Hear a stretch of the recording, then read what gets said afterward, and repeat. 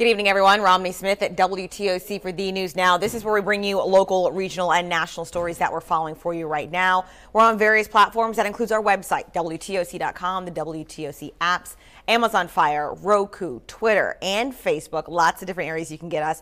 I specifically want to highlight Facebook for a second. That's where you can interact with us live. Say hello. I see your waving emojis. Certainly appreciate that. A lot of you also shouting out where you're watching from, including Janine Gids watching from Guyton. We've got people in South Carolina, Lakeland, Florida. So hello to you guys. We certainly appreciate. And I see Wilmington Island on there as well. Thank you so much. If you have any questions, feel free to ask them on Facebook Live. I'll do my best to answer them. If not, no worries. I can always go back afterward in the comment section and get you a link to get you a little bit closer to the answer that you're looking for. So tonight we want to start with news out of South Carolina. 2 South Carolina law enforcement agencies are teaming up to figure out what circumstances led up to a woman's death just outside of downtown Ridgeland on Sunday. Police say a hiker actually found the body of 44-year-old Teresa Cozart in a wooded area. WTOC Sean Evans worked on that story today, and instead of abbreviating it, I know we like to typically move pretty fast, we're going to run it in its entirety. I did see several Ridgeland police officers talking with people in the area around the scene where the woman's body was found today, so I can tell you this is still a very active investigation, and it has been since Sunday night. Ridgeland police posted online that they were called to the wooded area behind the Forest Motel late Sunday night. The South Carolina Law Enforcement Division joined in the investigation, too. According to the coroner, Cozart had been dead for several days by the time police were called. I went to the motel and spoke with the manager, who told me that she was not a guest at the Forest Motel, but that he was aware of the death investigation. To the rear of the motel property, there were no signs of a police crime scene or traces of yellow police tape or evidence markers. Anyone I spoke to around the scene about the investigation either didn't know about the death or did and were reluctant to talk. Several officers did visit the motel's front office this afternoon for about 10 minutes or so before driving around the motel lot and then driving off. We have yet to get a call back from SLED and the Ridgeland police on the ongoing investigation. RPD said earlier in the day all they can say is what they released in the crime report. The coroner says the cause of death is still undetermined and police are still looking into whether or not foul play is suspected. A tox screen is pending. In Ridgeland, Sean Evans, WTOC News. We will continue to follow that story. As soon as we learn more details, we will pass it along to you. Sticking in South Carolina, Beaufort County has selected 2 finalists for the county administrator position. So here are the gentlemen. These 2 guys are the top 2 finalists. It's William Shanahan Jr. and Alan Hours. They've been selected by the council as the 2 candidates for the county administrator. So Shanahan is currently the county manager for York County, South Carolina, where he served since 2013. Hours is currently the county administrator in Glenn County, Georgia, where he has served since 2010. The candidate that's elected will begin work within 2 months after formally accepting that position. In other local government news, the city of Savannah has confirmed that city manager Rob Hernandez is actually a finalist for the job of county administrator in Pinellas County in Florida. Hernandez was actually just a finalist for city manager in Brownsville, Texas, but we were told that he withdrew from consideration from that job. But again, right now, our city manager in Savannah, Rob Hernandez, is a finalist to become the county administrator in Pinellas, Florida. Switching gear, a big story that we followed today. Human trafficking, of course, is a crime nationwide, and it impacts us here locally in the Low Country and Coastal Empire as well. In fact, 276 human trafficking cases were reported in our state just last year, according to the National Human Trafficking Hotline. The Georgia Bureau of Investigation says it's happening in Savannah, and Candler Hospital is helping.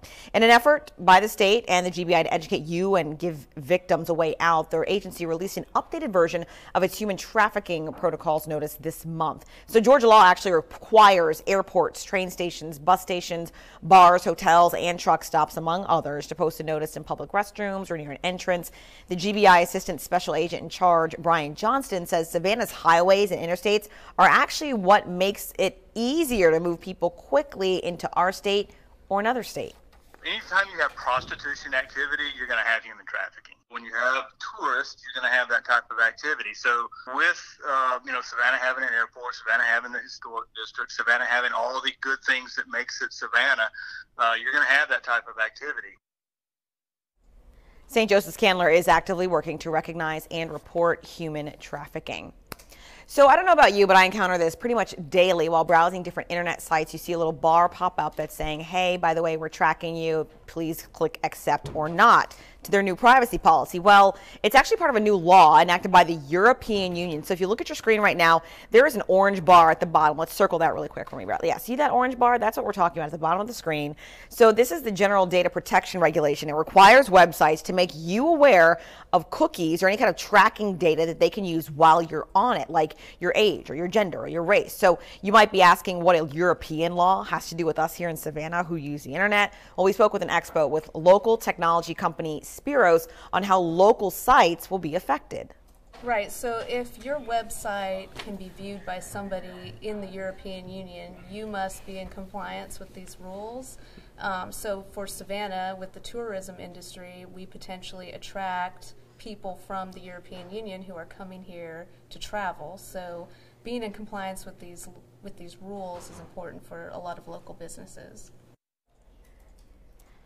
Keep in mind, if you ignore the pop-up or click on some area of the screen to make it go away, it assumes that you have acknowledged and accept its terms and conditions for cookies tracking. It doesn't make it stop tracking you. So good point to know there.